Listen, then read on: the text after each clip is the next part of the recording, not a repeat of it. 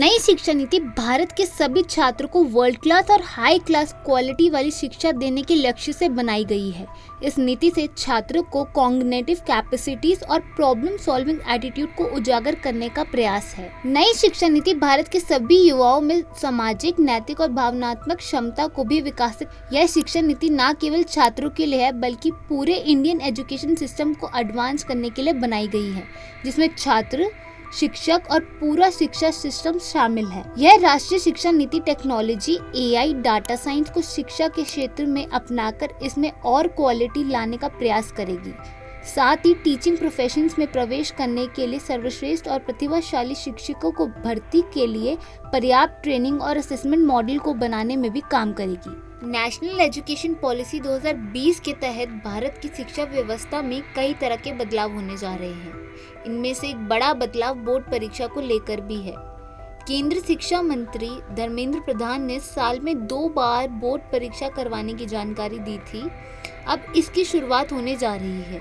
मेघालय के शिक्षा मंत्री रकम ए संगमा ने शनिवार को कहा है कि राज्य स्कूल शिक्षा बोर्ड अगले साल से कक्षा 10 की 2 परीक्षाएं आयोजित करेगा। उन्होंने कहा कि secondary school leaving certificate examination के लिए Meghalaya board of school education regulation में संशोधन के इस प्रस्ताव को राज्य कैबिनेट ने शुक्रवार को मंजूरी दे दी है। 2 SSLC बोर्ड परीक्षा आयोजित करने का यह कदम उन छात्रों को दूसरा मौका देने के लिए है जो बोर्ड परीक्षा में पास नहीं हो पाए।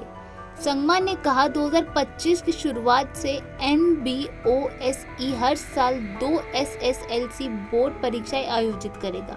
पहली परीक्षा फरवरी या मार्च की शुरुआत में होगी और दूसरी परीक्षा में सभी या कुछ विषयों में फेल होने वाले छात्रों को 1 से 2 महीने के भीतर फिर से मौका मिलेगा। कैबिनेट ने 2026 से 2027 एकेडमिक ईयर से ऑप्शनल पेपर या बेस्ट ऑफ 5 इयर्स पेपर को हटाने के निर्णय को भी मंजूरी दे दी थी।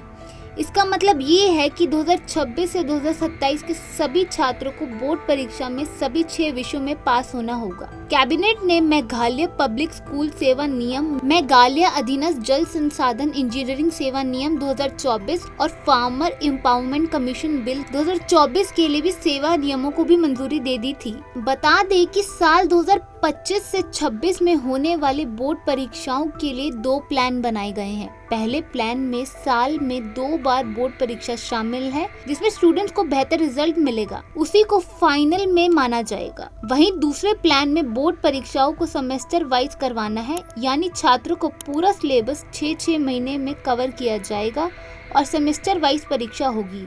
एक बार परीक्षा फरवरी में और दूसरी बार अप्रैल में बोर्ड परीक्षा होगी। ऐसी ही तमाम खबरों के लिए आप देखते रहिए punjabkc.com को। तब तक के लिए धन्यवाद।